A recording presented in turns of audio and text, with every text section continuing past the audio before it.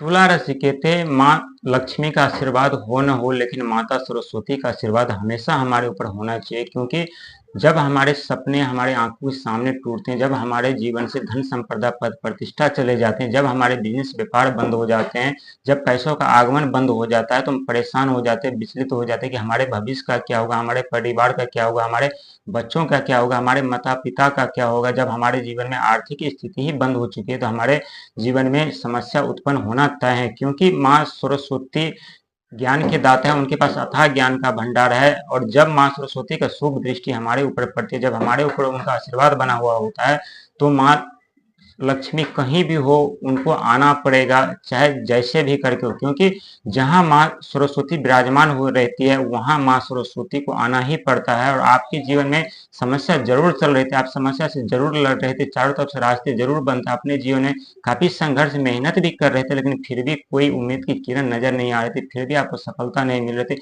फिर भी आपके सपने साकार नहीं हो पा रहे थे। आप जहां जा रहे थे वहां कार्य में बाधा पहुंच रही थी, आप जहां जाते तो वहां आपको खाली हाथ लौटना पड़ता था। लेकिन अब ऐसा नहीं होगा, क्योंकि शनिदेव अपार धन संपदा आपको देने वाले हैं। और शनिदेव कर्म के फलदाता हैं, वो न्यायाधीश कहलाते हैं। किसी के साथ वो पक्षपात नहीं करते, जिनका जैसा कर्म होता है उन्हें वैसे फल प्रदान करते हैं। लेकिन अब आपके जीवन में सुख सुविधा साधन से शनिदेव भर देंगे, और एक तरफ राहु महाराज आपके जीवन में इतने धन दौलत संपदा देंगे जहां आप कल्पना भी नहीं किए होंगे कि हमारे जीवन में अचानक से इतना धन संपदा कैसे आ गया, और कैसे हमारे जीवन में हमारे ऊपर इतने मेहरबान हो गए शनि और राहु। क्योंकि यही शनि और राहु एकमात्र ग्रह है जो व्यक्ति के जीवन में चाहे तो रातों रात रंग से राजा बना देते हैं, और यही दोनों ग्रह है चाहे व्यक्ति को तो राजा से रंग बना देते हैं। उन व्यक्ति के जीवन में इतने दुख दर्द समस्या उत्पन्न कर देते हैं, बिजनेस व्यापार बंद कर देते हैं, घर में बीमारी कलह उत्पन्न कर देते हैं। और व्यक्ति की जब आर्थिक स्थिति खराब हो जाती है, जब पैसों का आगमन बंद हो जाता है, तो वैसे व्यक्ति परेशान विचलित रहते हैं, जहां तक अपने प्रॉपर्टी भी सेल करना पड़ता है, अनेकों समस्या का सामना करना पड़ता है,